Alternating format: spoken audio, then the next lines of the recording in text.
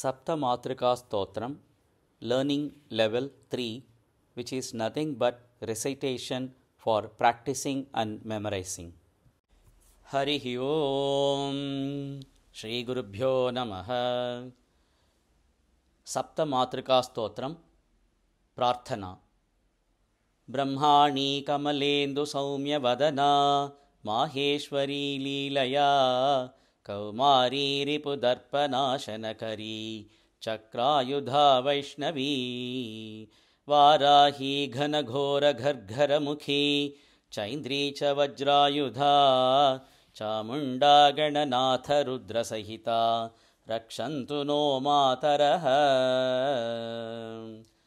Hamsarudha Prakartavya Sakshasutrakamandalluh Shruvam cha pustakam dhakte Urdvahastadvaye shubha Brahmyai namaha Maheshwari Prakartavya Vrishabhasana samsthita Kapalashula khatvanga Varadacha chaturbhuja Maheshwaryai namaha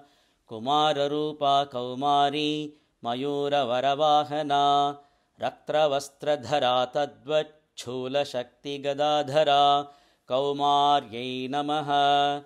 Vaishnavi Vishnu Sadrishi Garudopari Samsthita Chaturbahuscha Varada Shankha Chakra Gadadhara Vaishnavyai Namaha Varahim tu Pravakshyami Mahishopari Samsthitam Varaha Sadrishi Ghanta Nada Chamaradharini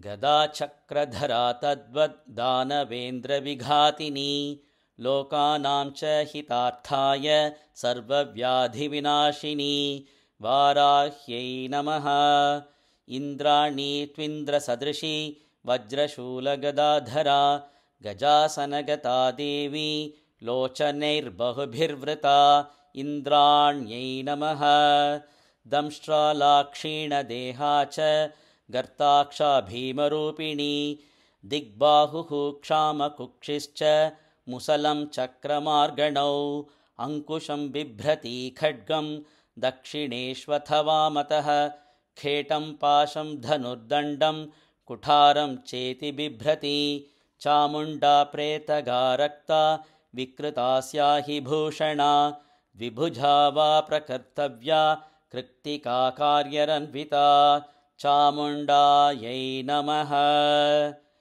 Iti Saptamatrika Stotram Sampurnam Shri Gurubhyo Namaha Harihi Om.